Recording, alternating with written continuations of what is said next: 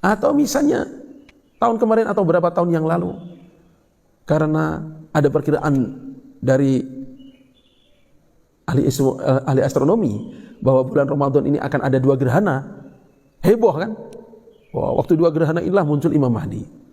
Sementara bagi kita yang mempelajari kitab Asyratus Sa'ah, ya itu baru salah satu tanda.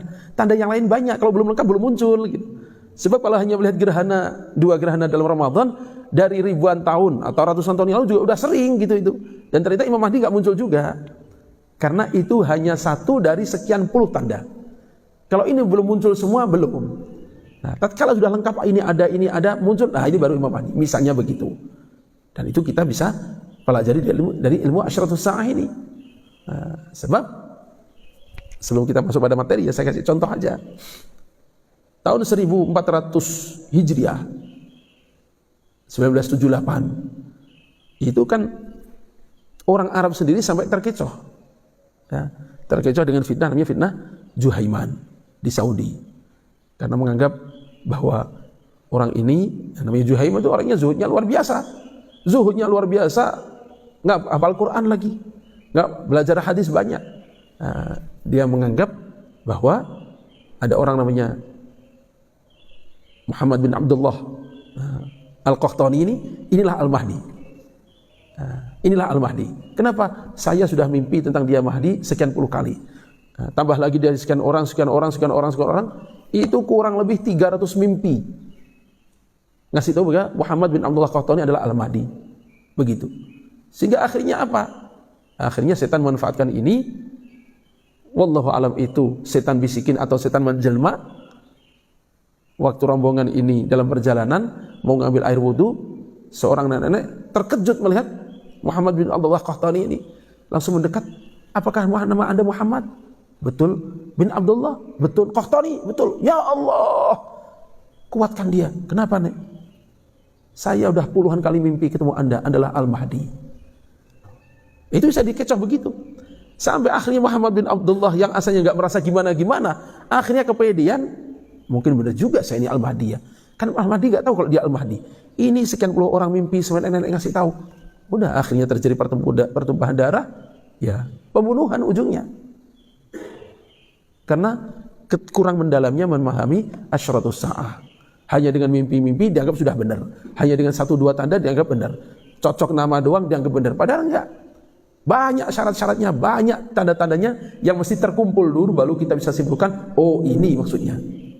Begitu, supaya kita nggak kepleset.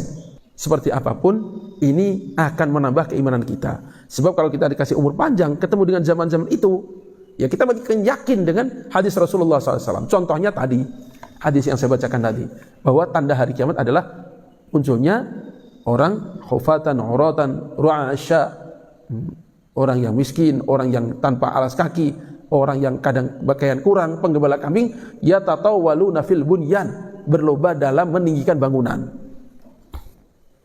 Sekarang sudah wujud. Ini yang kami temui langsung aja ya. Tahun 2004 kami ke Qatar. Kurang lebih 2 bulan atau 3 bulan kami di sana.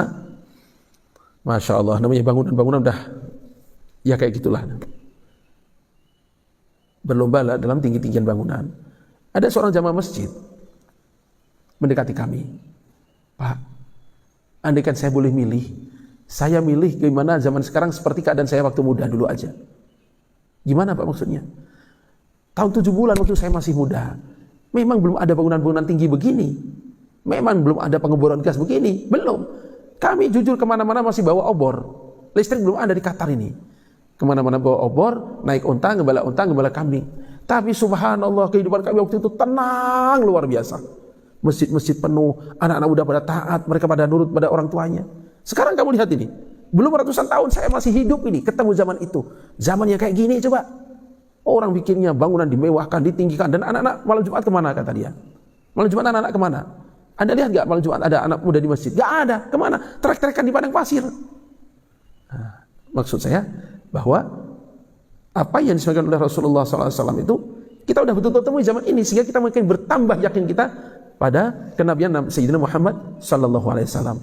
Jangankan kita orang luar, dia orang dalam sendiri gak menyangka bahwa mereka yang dulunya gak pakai alas kaki, yang dulunya yang gembala kambing, tahu-tahu sekarang sudah menjadi pemilik gedung-gedung pencakar langit. Berikutnya kita belajar masalah kaidah-kaidah atau aturan bagaimana menghadapi hadis-hadis asyratus sa'ah, supaya kita nggak terlalu terburu-buru gegabah menyimpulkan, apalagi ambil tindakan. Nah, maaf ini terpaksa saya bicarakan karena beberapa waktu yang lalu sempat mewabah gitu.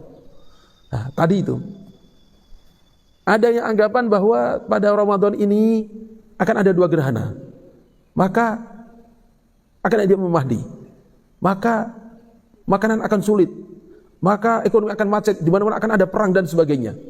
Sehingga subhanallah mengambil sikap yang agak berlebihan. Apa itu?